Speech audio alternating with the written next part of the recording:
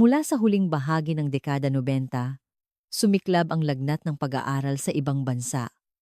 Maraming ama ang naging bayani sa kanilang mga pamilya, naiwan sa Pilipinas para kumayod at magpadala ng pera. Sila, ang mga modernong bayani, mga OFW sa sariling bayan, noong Enero 2003, sa gitna ng malungkot na panahong iyon, pumanaw si G. Danilo Santos. Nang matagpuan, katabi niya lamang ay isang halos ubos na bote ng gin, mga tableta ng sleeping pills, at isang litrato ng kanyang pamilya. Ayon sa mga kapitbahay, labis siyang nalulungkot dahil sa pagkawalay sa pamilya. Ito ang naging basehan ng mga investigador upang isara ang kaso bilang isang malungkot na pagpapakamatay ng isang amang nangungulila. Ang buhay ng isang lalaking isinakripisyo ang lahat para sa kanyang pamilya ay binuod sa dalawang salita: nagpakamatay. Ngunit, may alam si Danilo Santos na hindi alam ng iba. Naramdaman niya ang kanyang nalalapit na kamatayan at nag-iwan siya ng huling insurance para sa kanyang anak. Hindi ito perang matatanggap. Ito ay isang malinaw na pagsasahimpapawid ng kanyang kamatayan na inihatid makalipas ang 7 taon. Noong 2010, nang umandar ang Walkman mula sa isang kahon ng mga gamit, hindi makapaniwala ang anak na babae sa kanyang narinig. Mula sa maingay na tape, narinig niya ang boses ng isang news anchor sa TV. Ito ang 9 o'clock news ng Enero 13. Sa eksaktong oras na iyon, ang tinatayang oras ng kanyang pagkamatay, mayroon pang ibang tao sa silid. Bukod sa kanya, isang time capsule na iniwan ng isang pumanaw, at sa loob nito, ang nakasusuklam na mukha ng kasakiman. Ano nga ba ang huling mensaheng nais iparating ng isang ama sa kanyang anak na itinaya niya ang sariling buhay? Simulan na natin ang kwento. Disyembre 2010, bisperas ng Pasko. Ang Ninoy Aquino International Airport ay siksikan sa dami ng mga taong umuuwi sa bansa.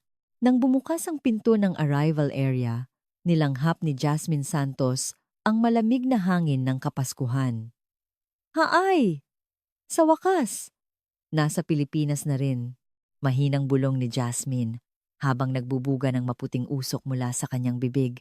7 taon na ang lumipas at ang amoy ng Pilipinas ay may halong anghang ngunit puno ng pananabik. Inayos ni Jasmine ang kanyang damit at sumakay sa bus patungong Maynila. Santa Mesa, matagal na rin pala. Malungkot siyang napangiti habang pinagmamasdan ang mabilis na nagdaraang tanawin ng Maynila. Kahit na isang 26 anyos na may master's degree sa business administration mula sa Boston, ang puso niya ay hindi lubos na masaya sa pag-uwi sa bahay ng kanyang lola. Sa dulo ng isang eskinita sa Santa Mesa, sa harap ng isang luma at kupas na bahay, huminto si Jasmine. Matanda na kaya si lola? Nanginginig ang kanyang mga daliri nang pinindot niya ang doorbell. Narinig niya ang mabagal na mga yabag mula sa loob. "Sino yan?" Sa tinig pa lang ng kanyang lola mula sa siwang ng pinto, naramdaman ni Jasmine ang pangingilid ng kanyang mga luha. "Lola, ako po ito." Si Yasmine po.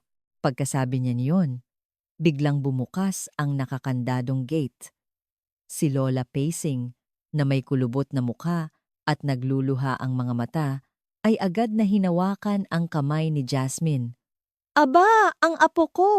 Ang laki-laki mo na. Diyos ko, Lola, kumusta na po kayo? Wala po ba kayong sakit?" Niyakap ni Jasmine ng mahigpit si Lola pacing. Ang likod ng kanyang lola ay mas maliit na kumpara sa huling pagkikita nila at nakakaawa ang pakiramdam nito sa kanyang mga daliri. Sa sala, habang umiinom ng mainit na salabat, nagkwentuhan sila tungkol sa mga nakaraang taon. Habang nag-uusap, tumayo si Lola pacing habang nakahawak sa kanyang tuhod. "Jasmine, sandali lang ha. May iniwan ang nanay mo dito. Mga gamit daw ng papa mo." Naglakad si Lola pacing patungo sa bodega sa likod bahay. Nang marinig ni Jasmine ang salitang papa, biglang kumabog ang kanyang dibdib.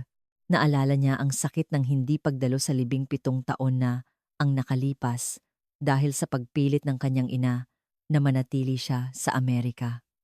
Ito, 7 taon na itong nakatago sa sulok ng bodega. Hirap na ibinaba ni Lola Pacing ang isang maalikabok na kahon. Nanginginig ang mga kamay ni Jasmine habang tinatanggal ang tape ng kahon. Ang unang nakita niya ay isang luma at nagkagasgas na Sony Walkman. "Lola, ano po itong lahat?" tanong ni Jasmine habang hawak ang isang cassette tape. "Abay, ewan ko. Hindi ko rin binuksan. Mahigpit ang bili ng nanay mo na itago ko lang daw." Tila na hipnotismo, nilagyan ni Jasmine ng baterya ang Walkman at isinalang ang tape. Nang pinindot niya ang play button, may narinig siyang kaluskos at pagkatapos ay isang pamilyar at nakakamiss na boses. "I miss my family." Paos at hindi perpekto ang bigkas, ngunit sigurado siyang boses iyon ng kanyang ama, si Danilo Santos. Sa tape, paulit-ulit na pinapractice ni Danilo ang parehong pangungusap. "How are you doing, my daughter?" "Jasmine, kamusta ka na?" Biglang tumulo ang mga luhang kanina pa pinipigilan ni Jasmine. Ngayon niya lang nalaman na sa gabi, mag-isang nag-aaral ang kanyang ama para lang makausap siya sa Ingles. "Ganyan ka kamahal ng papa mo," sabi ni Lola Pacing habang hinahaplos ang likod ni Jasmine. Pinunasan ni Jasmine ang kanyang mga luha at nanginginig na binaliktad ang tape para patugtugin ang kabilang side. Sa simula, puro pagsasanay sa Ingles ang maririnig, ngunit biglang nag-iba ang tono. "Jasmine, anak, ire-record ko na lang ang boses ko para malaman mo kung kamusta na si Papa, ha?" Naging mas malambing at mapagmahal ang boses ni Danilo. "Jasmine, anak." Nagsimula siyang mag-record ng isang voice letter para sa kanyang anak. Pinigilan ni Jasmine ang kanyang paghinga at pinakinggan ang bawat salita ng kanyang ama. May mahinang boses na naririnig mula sa TV sa background, ngunit hindi ito gaanong pinansin ni Jasmine dahil nakatuon siya sa sinasabi ng kanyang ama. Bigla, narinig ang matinis na tunog ng pagbukas ng pinto. "Bakit ganito lang kalaki ang padala mo ngayong buwan?" Sa pagbukas ng pinto, biglang nanigas ang mukha ni Jasmine. Iyon ay boses ng kanyang ina, si Rosalinda. "Rosa, kasi mahina talaga ang kita sa talyer ngayon." Pagkatapos ng mahinang boses ni Danilo, isang matinis na sigaw ang sumunod. "Kung mahina, gumawa ka ng paraan." Paano na ang tuition at allowance ni Jasmine? Ang boses ni Rosalinda ay kasing lamig ng yelo at kasing talim ng kutsilyo. Hindi ito ang malambing na boses ng ina na kanyang naaalala. "Sana may makuha man lang sa insurance, ano? Walang silbi ang buhay mong ganyan." Namutla ang mga daliri ni Jasmine. Patuloy na umiikot ang tape, ngunit tanging ugong na lang ang naririnig niya. "Lola," tawag ni Jasmine kay Lola Pacing na may namumutlang labi. "Nung namatay si Papa, nasa Amerika si Mama, di ba?" Napakunot noo si Lola Pacing. "Oo yata, pero parang may mga pagkakataon na umuwi siya dito ng madalian." "Ano po? Sigurado po ba kayo?" Hinigpitan ni Jasmine ang hawak sa kamay ng kanyang lola. "Sigurado po kayo, Lola? Umuwi si Mama noon?" "Naku, matagal na kasi kaya di ko na matandaan." Umiling si Lola Pacing, hindi sigurado. Nagmamadaling hinalughog ulit ni Jasmine ang kahon. Mula sa ilalim ng mga tape, nahulog ang isang lumang spring notebook. Bumalik na naman si Rosa. "Natatakot na ako." Nanginginig na parang dahon ang mga kamay ni Jasmine. Iyon ang huling isinulat ng kanyang ama ilang araw bago siya pumanaw. Kinaumagahan ng Disyembre 27, matapos malaman na na-demolish na ang dating tinitirhan ng ama, nagtungo si Jasmine sa Manila Police District. "Namatay po ang papa ko noong Enero 2003. Si Danilo Santos po. Maaari ko po bang malaman kung sino ang investigador na humawak sa kaso niya?" Isang opisyal ang tamad na nag-type sa computer. Enero 2003. Danilo Santos. Isinara bilang suicide dahil sa kalungkutan. Tinitigan ng opisyal ang monitor na may pag-aatubili. 7 taon na po ang nakalipas. Kailangan ko pang hanapin ang mga papeles. Matatagalan po ito. Naupo si Jasmine sa isang sulok, hindi mapakali, at naghintay ng 2 oras. Sa wakas, tinawag siya ng opisyal, hawak ang isang papel. Ang humawak po sa kaso ay si Detective Benito Reyes, pero retirado na po siya. Nahirapan akong hanapin. Pero ito po ang contact number niya. Kinuha ni Jasmine ang papel at nagmamadaling umalis. Basang-basa ng pawis ang kanyang palad. Hello? Si Detective Benito Reyes po ba ito? Ako po si Jasmine Santos, anak ni Danilo Santos. Isang mabigat na katahimikan ang sumunod. Danilo Santos. Ang kaso sa Santa Mesa noong 2003? Malalim at mababa ang boses ni Benito Reyes. Opo, may itatanong lang po sana ako tungkol sa nangyari sa papa ko. Ang kasong yan, hanggang ngayon, bumabagabag pa rin sa akin. Biglang bumilis ang tibok ng puso ni Jasmine. Ano po ang ibig niyong sabihin? Bakit po bumabagabag? Noon kasi, may isang kapitbahay na nagsabing paminsan-minsan daw ay umuuwi ang asawa niya. Pero dahil nasa Amerika daw ang asawa, binaliwala na lang namin. Bumuntong hininga si Benito Reyes. Gusto mo bang magkita tayo? May mga hawak pa akong dokumento. Disyembre 28, 2010, sa isang parke sa Quezon City, sa gitna ng malamig na hangin, nang dumating si Jasmine sa tagpuan, isang matandang lalaki na may puting buhok na nakaupo sa bench ang dahan-dahang tumayo. Ikaw ba si Jasmine Santos? Tanong ni Benito Reyes. Ang 62 anyos na retiradong detective ay nakasuot ng lumang jacket at bakas sa kanyang mga balikat ang bigat ng panahon. Opo, Detective Reyes, salamat po sa pagpunta niyo sa kabila ng lamig. Yumuko si Jasmine bilang paggalang. Anong detective? Isa na lang akong matandang tumatambay dito. Huminga siya ng malalim. Masyadong malamig dito. Doon na lang tayo sa karinderya sa kanto. Mas mainit doon. Pumasok sila sa isang maliit at lumang karinderya. Pagkaupo nila, inilabas ni Benito Reyes ang isang lumang brown envelope. Ano po ito? Tinitigan ni Jasmine ang envelope. Malungkot na hinaplos ni Benito Reyes ang envelope. Mga litrato mula sa crime scene at ang personal kong notebook. Bawal ko dapat itong ilabas. Pero 7 taon na itong parang tinik sa lalamunan ko. Inilabas niya ang mga kupas na litrato at isang lumang notebook. Napatingin si Jasmine sa mga litrato. Ang loob ng apartment kung saan huling nanirahan ng kanyang ama. Sa sahig, may 2 bote ng gin at sa mesa, isang basong may kalahating tubig. Ang papa mo ay natagpuan noong Enero 15, 2003, mga 3:00 ng hapon. Kinuha ni Benito Reyes ang kanyang salamin at binuklat ang notebook. Tinatayang namatay siya sa pagitan ng gabi ng Enero 30 at madaling araw ng Enero 14. Ang sanhi ng kamatayan ay acute myocardial infarction. Tinitigan ni Jasmine ang mga bakas ng kanyang ama sa litrato at kinagat ang kanyang labi. Itinuro ni Benito Reyes ang isa pang litrato. Pero may kakaiba kaming nakita sa lugar. Isang close-up shot ng isang baso. Bumaba ang boses ni Benito Reyes. Sa basong iyan, nakakita kami ng mataas na konsentrasyon ng sleeping pills, kaya noong una, inisip naming may posibilidad ng foul play. Posible pong pinatay siya? Nanginginig ang boses ni Jasmine. Sumimangot si Benito Reyes.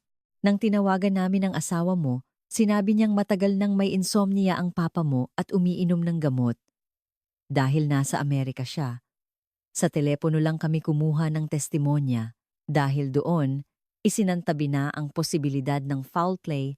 Pagkarinig nito, biglang sinabi ni Jasmine. Imposible po. Hindi umiinom ng gamot para sa insomnia ang papa ko. Kahit kailan po. Nagulat si Benito Reyes at tinitigan si Jasmine. Sigurado ka ba? Baka naman hindi mo lang alam? Sigurado po ako. Ayaw na ayaw ni Papa uminom ng gamot. Kahit malubhang trangkaso, hindi siya iinom ng gamot. Dahil sa determinasyon ni Jasmine, dahan-dahang tumango si Benito Reyes. Noon pa man, May naramdaman na akong hindi tama. May isang kapitbahay na nagsabing paminsan-minsan daw umuuwi ang asawa niya. Sino po ang kapitbahay na iyon? Pwede po ba natin siyang makausap ngayon? Inilahad ni Jasmine ang kanyang katawan. Inalala ni Benito Reyes ang nakaraan. Si Aling Nelia. Nakatira siya sa Unit 1203 noon. Malamang lumipat na siya. Dahil sa demolisyon. Kailangan po natin siyang hanapin. Tulungan niyo po ako. Tumayo si Jasmine. Sumakay sila ng taxi at nagtungo sa dating lugar. Matapos ang masusing paghahanap sa isang palengke sa kabilang barangay, natagpuan nila ang luma at maliit na bahay ni Aling Nelia.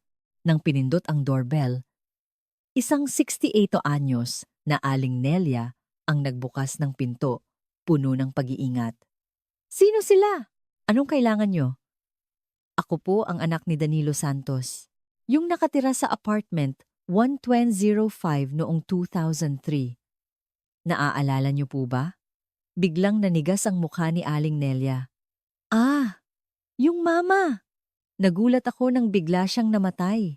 Aling Nelia, bago po mamatay si Papa, may napansin po ba kayong kakaiba? Kahit ano po, pakisabi niyo po sa amin. Hinawakan ni Jasmine ang magaspang na kamay ni Aling Nelia. Umiwas ng tingin si Aling Nelia. Isang buwan bago siya mamatay, may nakita akong isang bata-batang babae na pumapasok sa bahay niya. Babae po? Anong itsura niya? Kumabog ng malakas ang dibdib ni Jasmine. Pinaningkitan ni Aling Nelia ang kanyang mga mata habang inaalala. Maliit siya at laging nakasombrero. Hindi ko masyadong nakita ang mukha niya, pero ilang beses ko siyang nakita. Ang katabi niyang si Benito Reyes ay sumingit. Wala po ba kayong nakitang lalaki? Isang hindi kilalang lalaki? Lalaki? Hindi ako sigurado. Pero parang minsan, nakita ko siyang bumaba sa kotse kasama ng babae sa parking lot. Gabi na noon.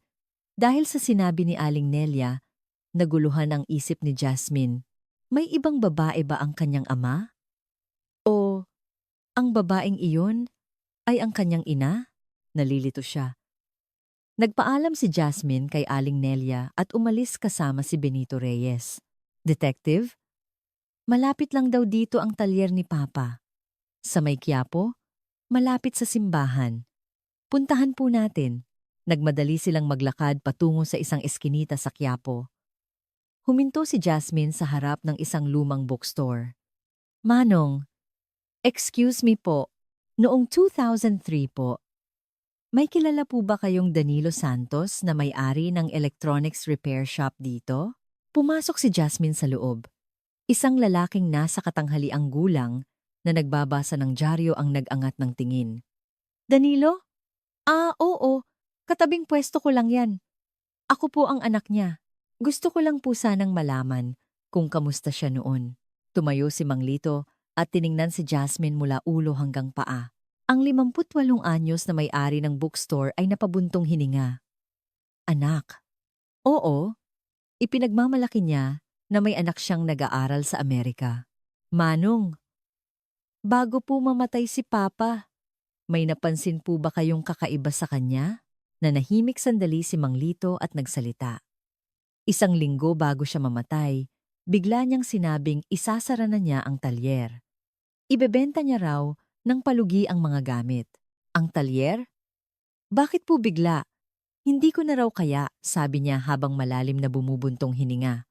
Tinanong ko kung anong problema, pero ngumiti lang siya nang mapait. Naging malabo ang pananalita ni Mang Lito. Sumikip ang dibdib ni Jasmine. Dumilim na ang kalangitan. Detective, wala na raw po ang call records dahil 7 taon na ang nakalipas, sabi ni Jasmine paglabas ng telco office. Malungkot na kinapa ni Benito Reyes ang kanyang bulsa. Bigla, may naalala siya. Jasmine, sandali, may nakalimutan ako. Ano po yun? Noon, humingi ako ng kopya ng travel records ng asawa mo, si Rosalinda, mula sa Bureau of Immigration. Tapos po, may record po ba? Hinigpitan ni Jasmine ang hawak sa kanyang cellphone. Kinuyom ni Benito Reyes ang kanyang kamao. Isinara ang kaso bago pa dumating ang resulta. Dahil myocardial infarction ang resulta ng autopsy, pinatigil na ng mga nakatataas ang investigasyon. Ibig sabihin, hindi niyo po na-verify kung nasa Pilipinas nga si Mama noon? Namutla ang mga kamay ni Jasmine. Matigas na sumagot si Benito Reyes. Oo, ang travel records ni Rosalinda. Doon tayo dapat magsimula ulit. Kung nandito siya noon, magbabago ang lahat. Disyembre 22, 2010. Sa kabila ng masayang diwa ng bagong taon, mabigat ang hangin sa Bureau of Immigration Office sa Intramuros. Hindi mapakali si Jasmine habang hawak ang kanyang numero. Halos isang oras siyang naghintay. Sa wakas, tumunog ang bell. Number 154. Please proceed to the counter. Mabilis na tumayo si Jasmine at inabot ang kanyang ID. Gusto ko po sanang makita ang travel records ng nanay ko, si Rosalinda Vargas Santos, mula 2002 hanggang 2003. Tiningnan ng staff ang computer at umiling. Ang travel records po ay para sa may-ari lang. Kahit pamilya? Bawal po. Namatay po ang papa ko at kailangan ko pong malaman kung nandito si Mama noon. Pakiusap po. Nagmakaawa si Jasmine, ngunit matigas ang staff. Kahit ano pa po ang dahilan, bawal po talaga. Maliban na lang kung may official request mula sa pulisya na may kasamang warrant. Kinagat ni Jasmine ang kanyang labi hanggang sa magdugo at walang lakas na umalis. Hinampas ng malamig na hangin ang kanyang pisngi. Sa halip na umuwi sa bahay ng kanyang lola, naupo si Jasmine sa isang coffee shop. Nanginginig na kinuha ang cellphone at tumawag sa kanyang ina sa Virginia. Hello? Ma, ako to. Oh, Jasmine. Nakauwi ka na ba? Kamusta ang lola mo? Normal at malambing ang boses ni Rosalinda. Opo, okay lang po sila. Ma, may itatanong lang ako. Hinawakan ni Jasmine ang malamig na tasa ng kape. Nung namatay si Papa, umuwi ka ba dito sa Pilipinas? Isang nakabibinging katahimikan ang sumunod. Anong pinagsasabi mo? Nasa Amerika ako noon. Magkasama tayo, di ba? Anong kalokohan yan? Talaga po? Kahit minsan, hindi ka umuwi? Oo naman. Bakit mo biglang tinatanong yan? May problema ba? Naging bahagyang matalas ang boses ni Rosalinda. Wala naman po. May nakita lang ako sa mga gamit ni Papa. Jasmine, hayaan mo na ang nakaraan. Wala na ang papa mo. At kailangan nating magpatuloy. Huwag ka nang mag-isip ng kung ano-ano. Mag-ingat ka dyan. Sige po, Ma. Bye. Ibinaba ni Jasmine ang telepono. Ang bahagyang panginginig sa boses ng kanyang ina ay nagpaalab sa kanyang mga hinala. Paglabas ng coffee shop, mabigat ang kanyang mga paa pabalik sa bahay ng lola. Nagkulong siya sa kwarto at binuklat ulit ang diary ng kanyang ama habang binabasa ang bawat pahina sa isang entry na may petsang Nobyembre 3, 2002. Tumawag si Rosa. Galit na galit kung bakit ko raw binabago ang beneficiary ng insurance. Sinabi kong gusto kong iwan para kay Jasmine, pero sumigaw siya at tinanong kung gusto ko na ba siyang mamatay. Natatakot ako. Nayanig ang mundo ni Jasmine. Ngayon niya lang nalaman na sinubukan ng kanyang ama na baguhin ang beneficiary ng insurance. Kinaumagahan, kinausap niya ang kanyang lola. Mula sa ilalim ng aparador, kinuha ni Lola Pacing ang isang luma at naninilaw na mga dokumento. Ito yung mga papeles ng insurance noong kinuha namin ang pera pagkatapos ng libing ng papa mo. Mabuti na lang hindi ko itinapon. Nakasulat sa mga dokumento ang pangalan ng insurance company, H-Life, at ang pangalan ng ahente, si Adrian Cruz. Agad na tumawag si Jasmine sa H-Life Customer Service. Opo, ma'am. Si Mr. Adrian Cruz po ay kasalukuyang naka-assign sa aming branch sa Makati. Sumakay si Jasmine ng taxi, papuntang Makati. Pagdating sa H-Life, nagmamadali siyang lumapit sa reception. Nandyan po ba si Mr. Adrian Cruz? Siya po ang humawak sa insurance ng papa ko dati. Makalipas ang ilang sandali, isang lalaking nasa 47 anyos ang lumabas. Hinahanap niyo raw po ako? Hello po! Ako po si Jasmine Santos, anak ni Danilo Santos. Kayo po ang humawak sa insurance niya noong 2003, di ba? Biglang nanigas ang mukha ni Adrian Cruz. Danilo Santos. Naaalala ko. Nagulat din ako nang bigla siyang pumanaw. Sir, totoo po bang sinubukan ng papa ko na palitan ang beneficiary ng insurance bago siya mamatay? Kinakabahang tumingin sa paligid si Adrian Cruz. Mahirap pong pag-usapan dito. Pumasok po muna tayo. Pumasok sila sa isang bakanteng consultation room. Isinara ni Adrian Cruz ang pinto at bumuntong hininga. Pinuntahan ako ng papa niyo noong huling bahagi ng 2002. Gusto niya raw palitan ang beneficiary mula sa asawa niya papunta sa inyo. Nagmamadali siya noon. Tapos po, bakit hindi po napalitan? Kailangan ng mga dokumento. Pero dahil nasa ibang bansa kayo, kulang ng isang papeles, tulad ng birth certificate. Sabi ng papa niyo, babalik siya sa Enero 15, dala ang kumpletong papeles. Bumalik siya sa petsang iyon, isang araw bago ang kanyang appointment, pumanaw na siya. Nanginginig ang mga kamay ni Jasmine. May sinabi pa po ba siya? Kung bakit, sandaling ipinikit ni Adrian Cruz ang kanyang mga mata. Sabi po ng papa niyo, kung mamatay ako, gusto kong ang perang ito ay mapunta sa anak ko. Hindi dapat mapunta sa asawa ko. Bakit po? Bakit niya po nasabi yun? Tinanong ko rin po, pero hindi siya sumagot. Pero ang itsura niya, desperado. Para bang alam niyang may mangyayari sa kanya. Napasandal si Jasmine sa upuan. Gulong-gulo ang kanyang isip. Ano po ang nangyari sa insurance money? Dahil hindi pa tapos ang pagpapalit ng beneficiary, napunta po ito sa legal na beneficiary, ang asawa niya. 1,000,000 piso po. Nanlabo ang paningin ni Jasmine. Masakit isipin na ang perang iyon ang ginamit ng kanyang ina para sa maginhawang buhay sa Amerika. Hirap na tumayo, bumalik si Jasmine sa bahay ng kanyang lola. Halos mabaliw siya sa paghahanap sa diary ng kanyang ama. Sa isang entry na may petsang Disyembre 15, 2002, natigilan siya. Narinig ko sa isang kakilala sa Filipino community. Kumakalat daw ang balita na malapit si Rosa sa isang church elder sa simbahan ng mga Pilipino sa Virginia daw.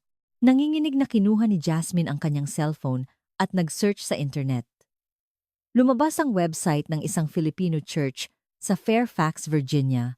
Namumula ang kanyang mga mata habang sinusuri ang bawat detalye ng website.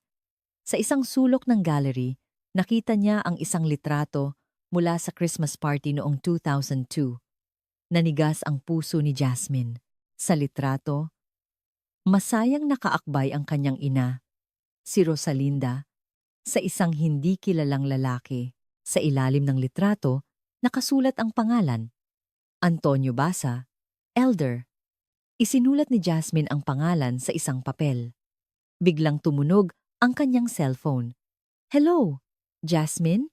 Si Mang Lito ito, yung may-ari ng bookstore. Nanginginig ang boses ni Mang Lito. Manong, bakit po? May hindi ako nasabi sa'yo noon. Hindi ako makatulog dahil dito. Napigil ang hininga ni Jasmine. Ano po iyon? Pwede ba tayong magkita? Mahirap sa telepono. Pupunta na po ako ngayon din. Nasaan po kayo? Nasa pwesto ako. Hihintayin kita. Kinuha ni Jasmine ang kanyang jacket at mabilis na umalis. Enero 2, 2011. Sa kabila ng masayang bagong taon, seryoso ang mukha ni Jasmine sa harap ng bookstore sa Quiapo. Pagpasok niya, nagulat si Mang Lito. Ang mukha ni Mang Lito ay mas madilim kaysa dati. Dinala niya si Jasmine sa bodega at isinara ang pinto. Manong, bakit hindi niyo po sinabi agad? May himig ng panunumbat sa boses ni Jasmine. Naupo si Mang Lito at bumuntong hininga. Mahigpit ang bilin ni Danilo. Huwag na huwag ko raw sasabihin kay Jasmine. Ano po? Ano po ang tinatago niyo? Noong 2003, maraming beses pumunta ang asawa ni Danilo sa talyer. Madalas, nakita ko mismo. Parang gumuho ang mundo ni Jasmine. Si Mama po? Sigurado po kayo? Baka nagkamali lang po kayo ng tingin? Noong una, hindi rin ako sigurado. Pero isang araw, tanghaling tapat, nakita ko siyang may kasamang ibang lalaki sa harap ng talyer. Lalaki po, matangkad, nakasalamin. Seryoso ang pinag-uusapan nila kaya nagtaka ako. Tumayo si Mang Lito at kumuha ng isang maalikabok na CD case. Noon kasi, bumili ako ng digital camera para sa promotion ng tindahan. Mabuti na lang, na-save ko ang mga picture sa CD. Isinalang ni Mang Lito ang CD sa computer. Maingay na umandar ang computer. Binuksan ni Mang Lito ang isang folder. Nakatutok ang mga mata ni Jasmine sa monitor. Ito! Sa screen, malinaw ang litrato ng kanyang ina, si Rosalinda, kasama ang isang hindi kilalang lalaki sa harap ng talyer ng kanyang ama. Ang lalaki ay matangkad, naka-gold-rimmed glasses, at nakaakbay sa kanyang ina habang may ibinubulong. Kilala niyo po ba ang lalaking ito? Tanong ni Jasmine, nanginginig ang daliri. Hindi, pero nang ipakita ko ang litratong ito kay Danilo, namutla siya na parang papel. Ano po ang sinabi ni Papa? Nagmakaawa siya na ilihim ko ito kay Jasmine. Huminto sandali si Mang Lito. At saka po ano? Sabi niya. Kung may mangyari sa akin, ibigay ko raw ang litratong ito kay Jasmine. Ilang araw lang bago siya mamatay. Nanginginig ang mga kamay ni Jasmine. Naramdaman na ba ng kanyang ama ang kanyang kamatayan? Bakit po? 7 taon niyo itong tinago. Dahil parang huling habilin niya iyon. Pero nang dumating ka at sinisikap mong alamin ang totoo, naisip kong hindi na ako dapat manahimik. Pasensya na. Kinuhanan ni Jasmine ng litrato ang nasa screen gamit ang kanyang cellphone. Nagpaalam siya kay Mang Lito at tumakbo palabas. Agad na tinawagan si Benito Reyes. Detective, ako po ito. May nakuha po akong matibay na ebidensya. Anong ebidensya? Nasa Pilipinas po si Mama noong 2003. May litrato po ako. Kasama niya ang isang lalaki. Sa kabilang linya, narinig ni Jasmine ang pagtigil sa paghinga ni Benito Reyes. May kilala akong mapagkakatiwalaang pulis, si Detective Marco de Leon. Hihingi muna ako ng payo sa kanya. Kung may bagong ebidensya, pwede nating simulan ang investigasyon. Talaga po? Posible po. Yon? Posible.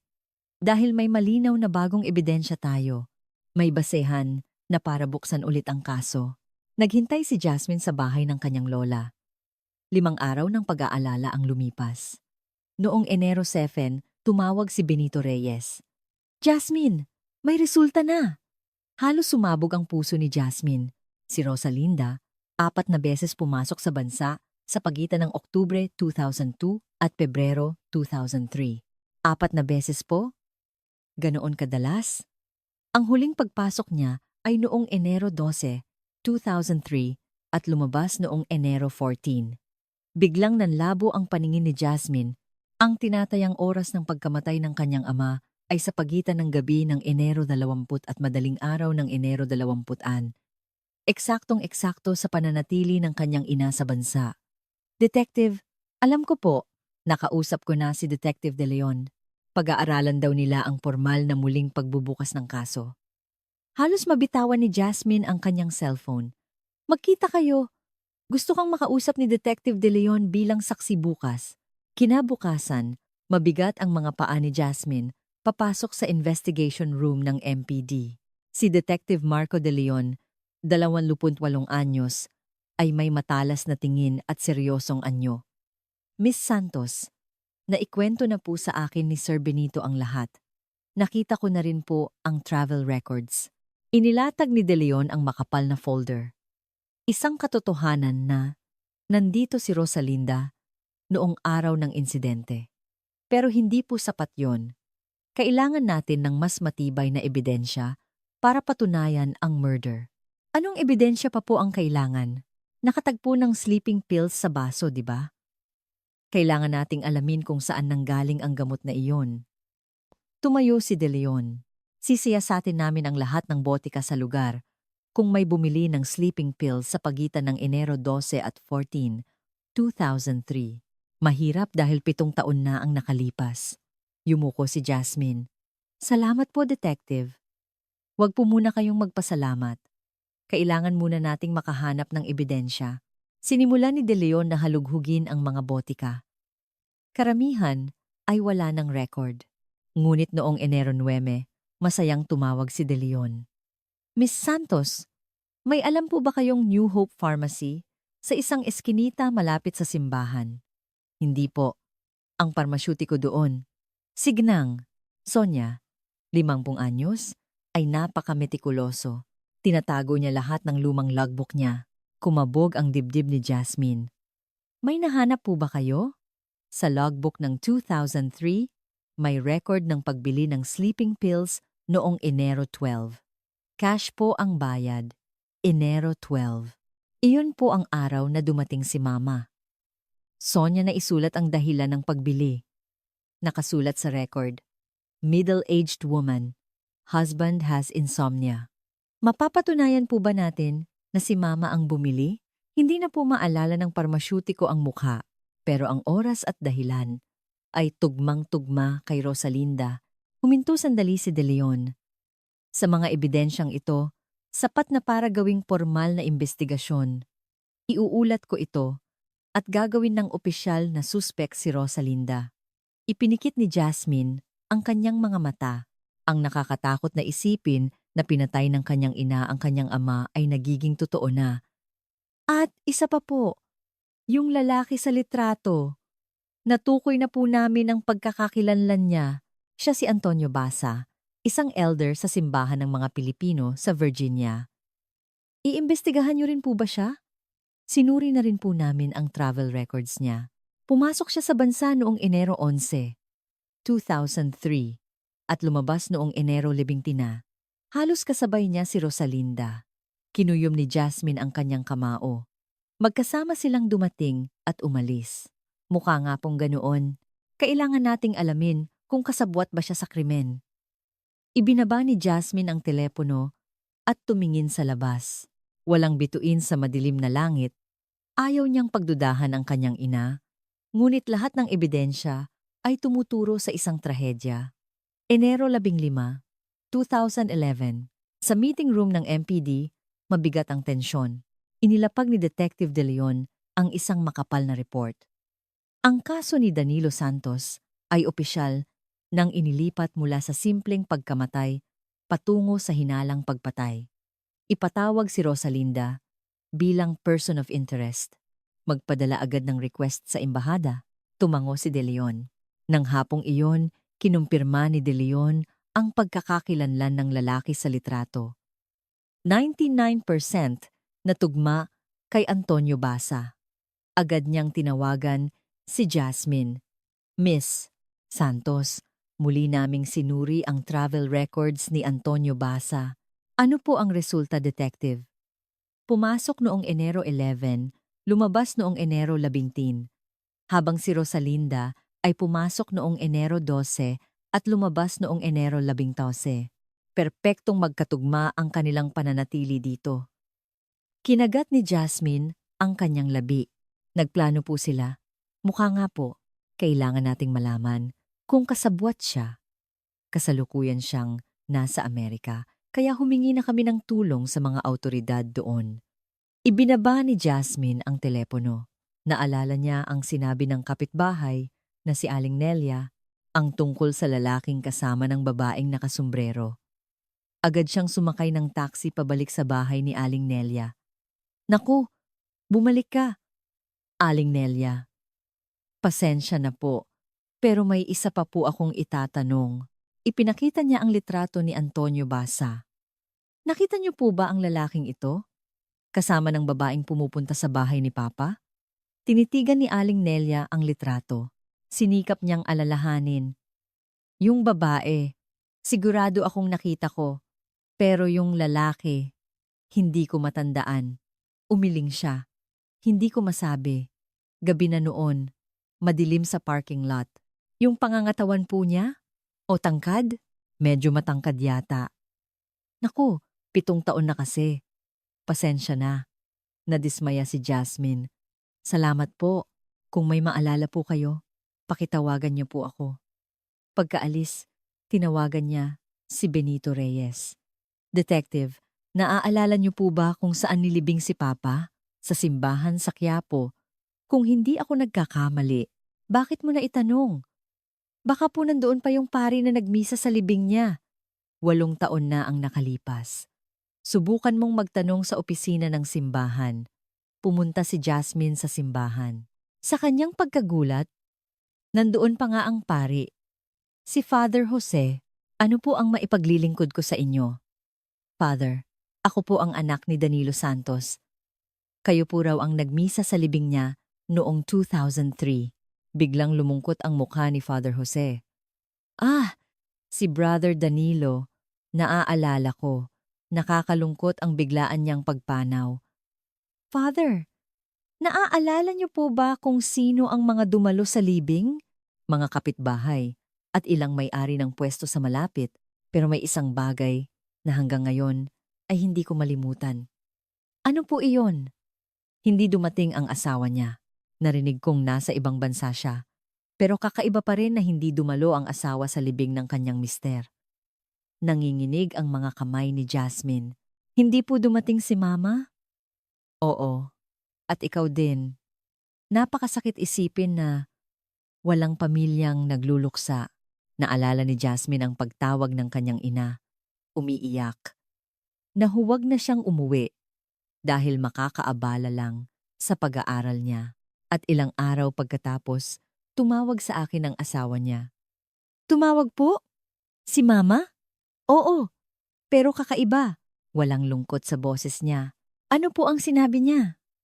Nagtanong siya tungkol sa proseso ng pagkuha ng insurance money, kung saan kukuha ng death certificate, saan ipapadala ang mga papeles.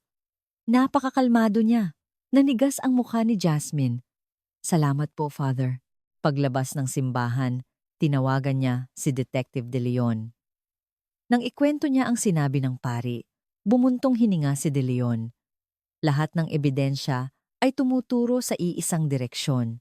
Handa na kaming ipatawag si Rosalinda. Makalipas ang 2 araw, noong Enero 20, isang hindi inaasahang pangyayari ang naganap. Biglang sumakay ng eroplano si Rosalinda pabalik ng Pilipinas. Pagdating sa NAIA, agad siyang sumuko sa mga pulis. Kasabay nito, nakatanggap si Jasmine ng isang text message. Jasmine, anak, si Mama ito. Umuwi ako para linawin ang lahat. Magkita tayo. Natulala si Jasmine. Tumawag si Detective De Leon. Miss Santos, narinig niyo na po ba? Sumuko ang nanay niyo. Iniimbestigahan na namin siya ngayon. Ano po ang sinasabi niya? Inamin niyang umuwi siya noon.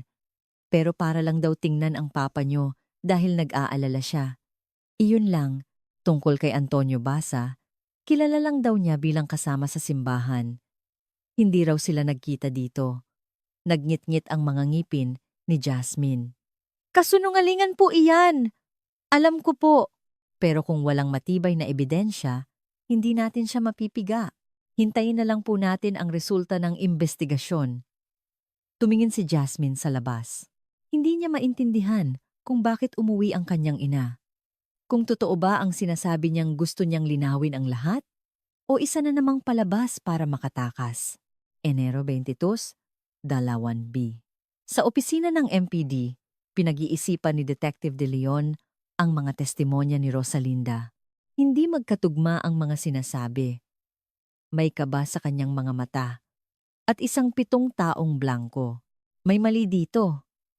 Bulong niya habang nagsusulat ng request sa crime lab. Muling pagsusuri sa autopsy report ni Danilo Santos noong 2003 at detalyadong analysis sa natirang laman ng baso. Makalipas ang 1 linggo, dumating ang resulta at ito ay nakakagulat. Ang dami ng sleeping pills sa dugo ni Danilo Santos ay nasa lethal level. At may isang partikular na sangkap na nagdudulot ng hirap sa paghinga kapag hinaluan ng alak. Sa ilalim ng report, nakasulat, tinatayang 3 beses na mas marami sa normal na dosis. Agad na tinawagan ni De Leon si Jasmine. Miss Santos, dumating na ang resulta mula sa crime lab. Ano po ang resulta, detective? Ang dami ng sleeping pills sa dugo ng papa nyo ay 3 beses na mas mataas sa normal. Hindi ito aksidenteng maiinom. Nanigas ang paghinga ni Jasmine. Ibig sabihin, may nagpainom sa kanya? Ang posibilidad na ininom niya iyon ng kusa, kasama pa ng alak, ay halos 0. Sigurado na ang foul play. Humigpit ang hawak ni Jasmine sa telepono.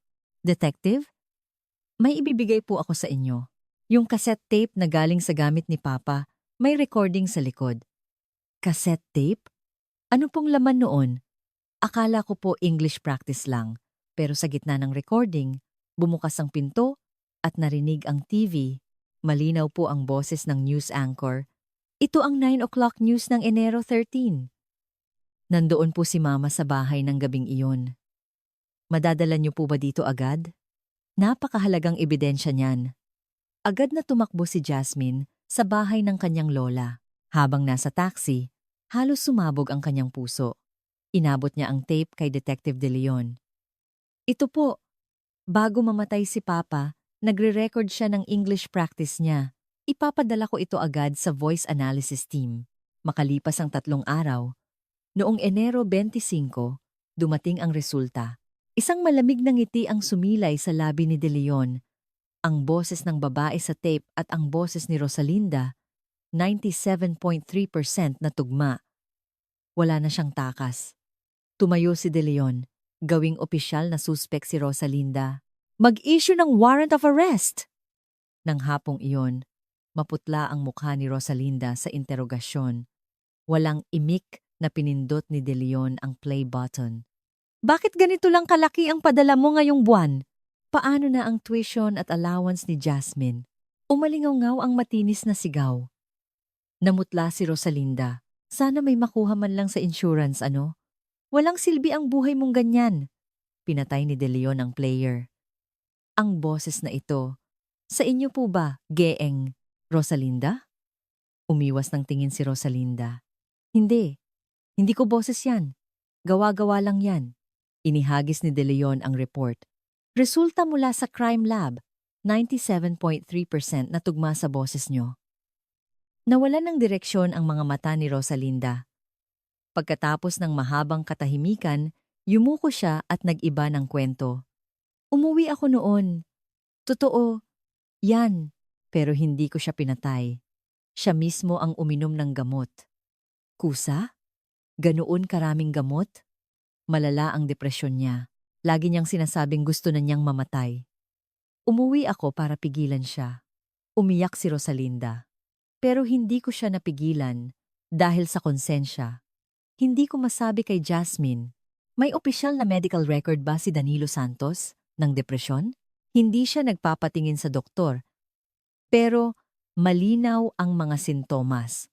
Mapapatunayan niyo po ba yan? Nanahimik si Rosalinda. Tinawagan ni De Leon si Jasmine. Miss Santos, sinasabi ng nanay niyo na may malubhang depresyon ang papa niyo. Makukuha niyo po ba ang medical records niya? Depresyon? Kahit gamot sa ubo ayaw inumin ni Papa. Hahanapin ko po. Pumunta si Jasmine sa dating klinika ng kanyang ama. Walang kahit anong record ng psychiatric consultation o reseta ng sleeping pills. Tanging mga reseta lang para sa high blood. Ipinakita niya ito kay De Leon. Ito po, puro kasinungalingan ang sinasabi ni Mama. Tiningnan ni De Leon ang mga papeles. Gamit ang medical records na ito, ang tape at ang autopsy report, aarestuhin na namin si Rosalinda.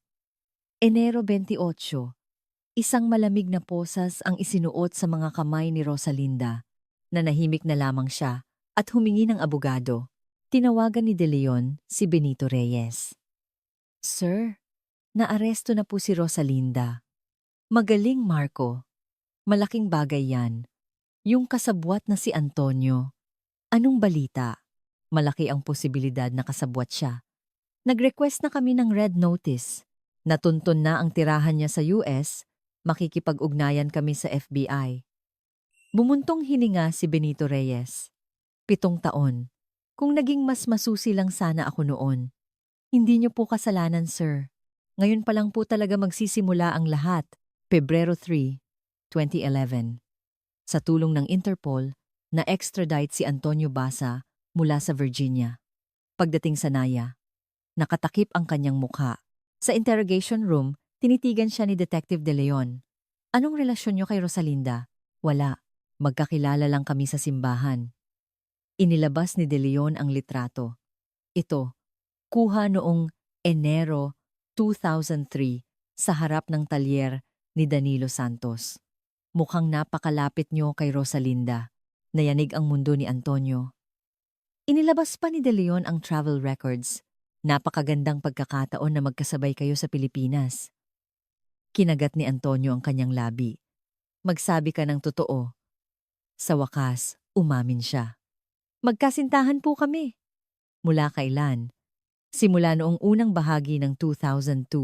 Bakit kayo sabay na pumunta dito noong Enero 2003? Sabi po ni Rosa. Kukunin niya ang pirma ng asawa niya para sa divorce. Sumama lang po ako para mamasyal. Mamasyal? Gabi ng Enero 13, 2003. Nasaan ka? Nasa hotel po. Mag-isa.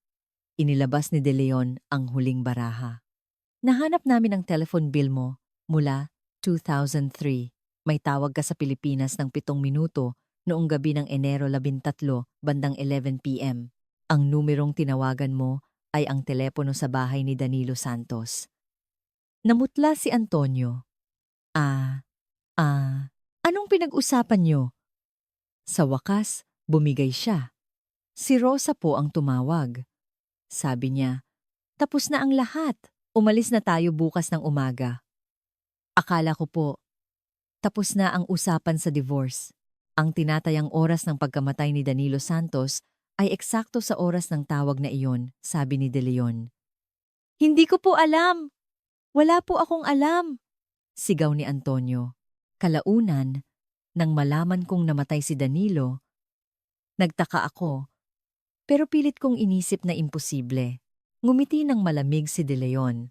Ang piskal na ang magpapasya kung kasabwat ka o hindi. Pebrero 10.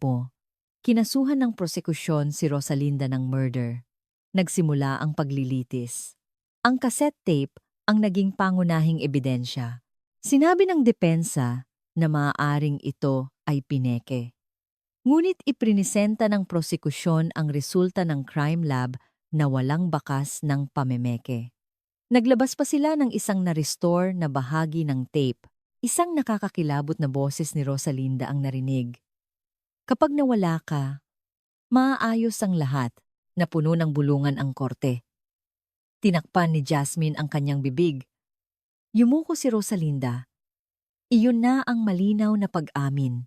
Sa huling salita ng prosecution, sinabi nila, pinatay ni Rosalinda ang kanyang asawa para sa 1 milyong pisong insurance money.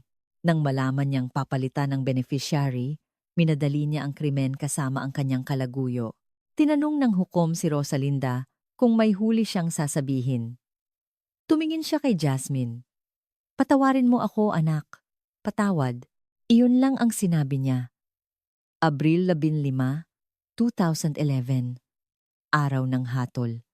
Hinahatulan si Rosalinda Vargas Santos ng 15 taong pagkakakulong.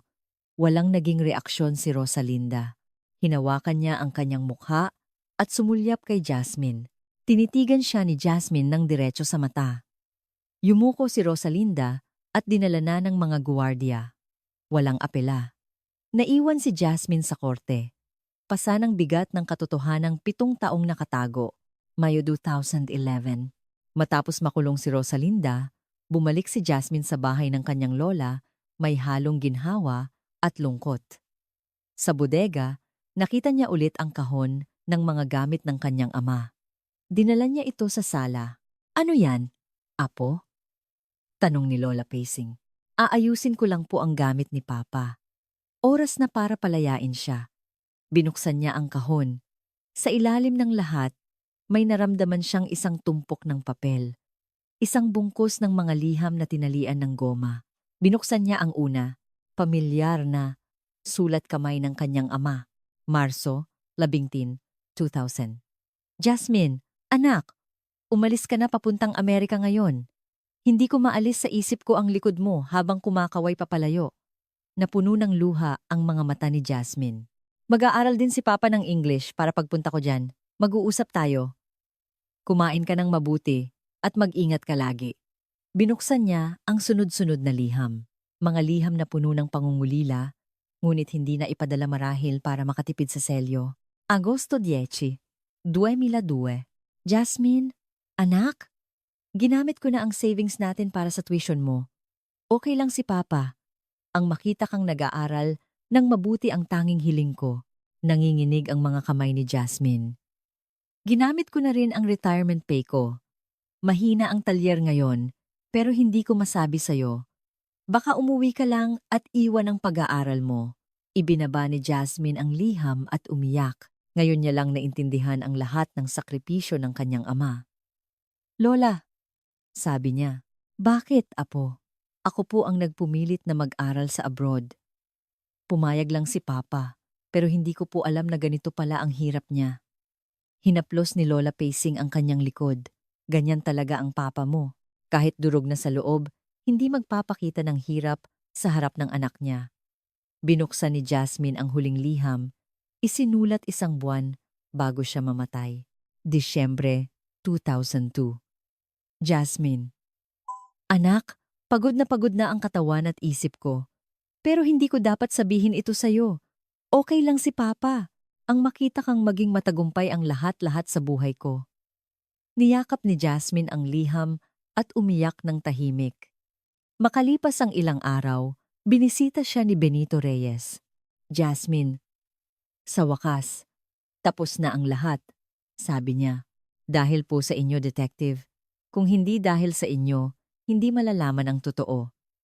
Hindi. Ako ang dapat mahiya. Kung naging mas maingat lang sana ako noon. Yumuko siya. Huwag po ninyong sisihin ang sarili niyo, detective.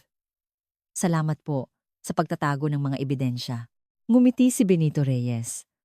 Matapos kong magretiro, parang tinik pa rin sa lalamunan ko ang kasong iyon. Ngayon, makakatulog na ako ng mahimbing.